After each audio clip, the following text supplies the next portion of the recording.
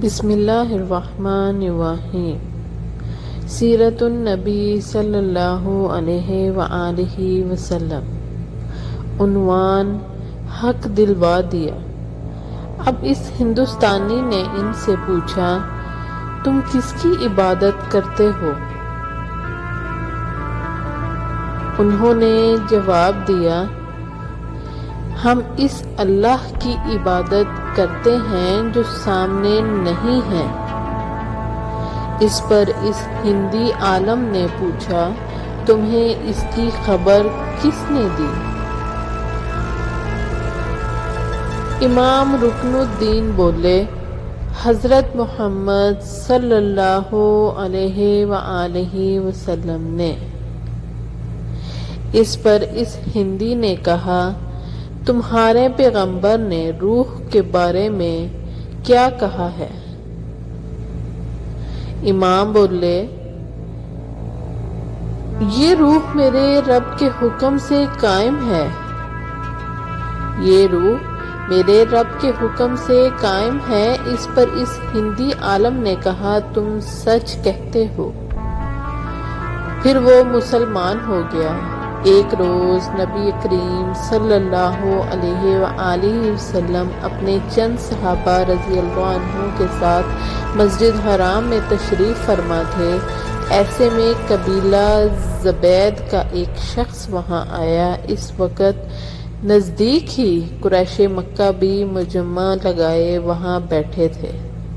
قبیلہ زبید کا وہ شخص ان کے نزدیک گیا اور ارد گرد گھومنے لگا۔ پھر اس نے کہا، اے قریش، کوئی شخص کیسے تمہارے علاقے میں داخل ہو سکتا ہے؟ اور کوئی تاجر کیسے تمہاری سرزمین پر آ سکتا ہے، جبکہ تم ہر آنے والے پر ظلم کرتے ہو؟ یہ کہتے ہوئے جب وہ اس جگہ سے پہنچا جہاں آپ صلی اللہ علیہ وآلہ وسلم تشریف فرما تھے، تو آپ نے اس سے فرمایا، تم پر کس نے ظلم کیا؟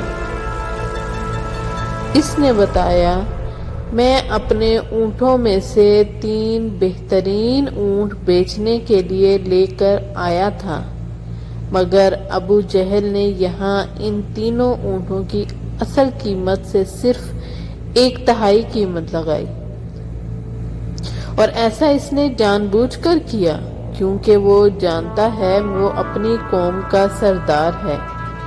اس کی لگائی ہوئی قیمت سے زیادہ رقم کوئی نہیں لگائے گا۔ مطلب یہ کہ اب مجھے وہ اونٹ اس قدر کم قیمت پر فروخت کرنے پڑیں گے، یہ ظلم نہیں تو اور کیا ہے؟ میرا تجارت کا یہ سفر بیکار جائے گا۔ نبی کریم صلی اللہ علیہ وآلہ وسلم نے اس کی پوری بات سن کر فرمایا، تمہارے اونٹ کہاں ہیں؟ اس نے بتایا، یہی خزورہ کے مقام پر ہے۔ آپ اس وقت اٹھے، اپنے صحابہ کو ساتھ لیا، اونٹوں کے پاس پہنچے۔ آپ نے دیکھا اونٹ واقعی ہی بہت عمدہ تھے۔ آپ نے اس سے ان کا بھاؤ کیا اور آخر خوش دلی سے سودا طے ہو گیا۔ آپ نے وہ اونٹ اس سے خرید لیے۔ پھر آپ نے ان میں سے 2 زیادہ عمدہ فروخت کر دیے اور ان کی قیمت بیوہ عورتوں میں تقسیم فرما دی۔ وہیں بازار میں ابو جہل بیٹھا تھا۔ اس نے یہ سودا ہوتے دیکھا لیکن ایک لفظ بول نہ سکا۔ آپ اس کے پاس آئے اور فرمایا، خبردار عمرو، ابو جہل کا نام، اگر تم نے آئندہ حرکت کی تو بہت سختی سے پیش آؤں گا۔ یہ سنتے ہی وہ خوفزدہ انداز میں بولا،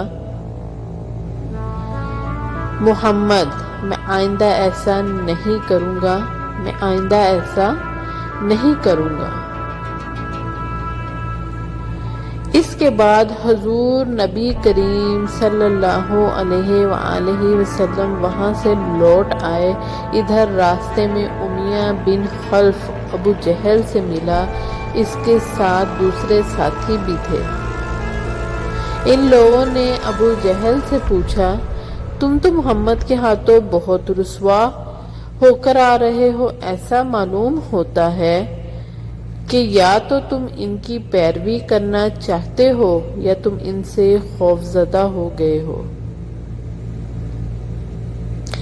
اس پر ابو جہل نے کہا، میں ہرگز محمد کی پیروی نہیں کر سکتا، میری جو کمزوری تم نے دیکھی ہے اس کی وجہ یہ ہے کہ جب میں نے محمد صلی اللہ علیہ وآلہ وسلم کو دیکھا تو ان کے دائیں بائیں بہت سارے آدمی نظر آئے، ان کے ہاتھوں میں نیزے اور بھالے تھے اور وہ ان کو میری طرف لہرا رہے تھے، اگر میں اس وقت ان کی بات نہ مانتا تو وہ سب لوگ مجھ پر ٹوٹ پڑتے۔ ابو جہل ایک یتیم کا سرپرست بنا، پھر اس کا سارا مال غصب کر کے اسے باہر کیا۔ وہ یتیم حضور نبی کریم صلی اللہ علیہ وآلہ وسلم کے پاس ابو جہل کے خلاف فریاد لے کر آیا۔ حضور صلی اللہ علیہ وآلہ وسلم اس یتیم کو لیے ابو جہل کے پاس پہنچے۔ آپ نے اس سے فرمایا، اس یتیم کا مال واپس کر دو۔ ابو جہل نے فوراً مال اس لڑکے کے حوالے کر دیا۔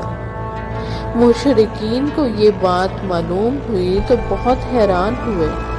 انہوں نے ابو جہل سے کہا، کیا بات ہے، تم اس قدر بزدل کب سے ہو گئے ہو کہ فوراً ہی مال اس لڑکے کے حوالے کر دیا؟ اس پر اس نے کہا، تمہیں نہیں معلوم محمد صلی اللہ علیہ وآلہ وسلم کے دائیں بائیں مجھے بہت خوفناک ہتھیار نظر آئے تھے، میں ان سے ڈر گیا تھا، اگر میں اس یتیم کا مال نہ لوٹاتا تو وہ ان ہتھیاروں سے مجھے مار ڈالتے۔ قبیلہ خشم کی ایک شاخ اراشہ تھی، اس کے ایک شخص سے ابو جہل نے کچھ اونٹ خریدے لیکن قیمت ادا نہ کی۔ اس نے قریش کے لوگوں سے فریاد کی، ان لوگوں نے حضور نبی کریم صلی اللہ علیہ وآلہ وسلم کا مذاق اڑانے کا پروگرام بنا لیا۔ انہوں نے اس اراشی سے کہا، تم محمد کے پاس جا کر فریاد کرو۔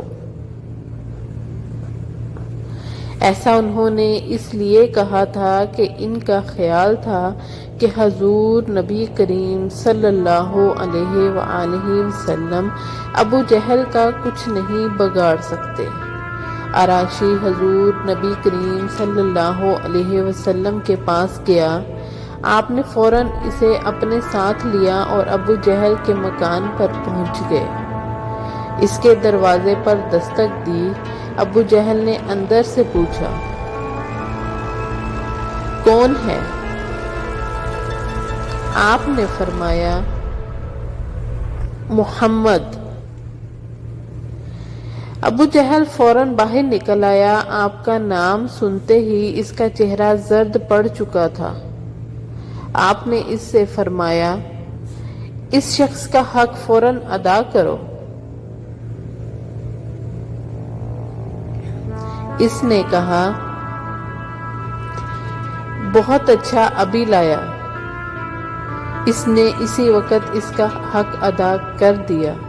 اب وہ شخص واپس اسی قریشی مجلس میں آیا اور ان سے بولا، اللہ تعالیٰ یعنی حضرت صلی اللہ علیہ وآلہ وسلم کو جزائے خیر عطا کرے، اللہ کی قسم انہوں نے میرا حق مجھ کو دلوا دیا۔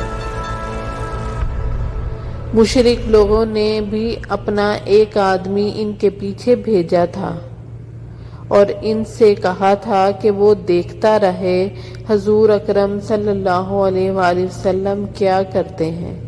چنانچہ جب وہ واپس آیا تو انہوں نے اس سے پوچھا، ہاں تم نے کیا دیکھا؟ جواب میں اس نے کہا، میں نے ایک بہت ہی عجیب اور حیرت ناک بات دیکھی ہے۔ جزاک اللہ خیر۔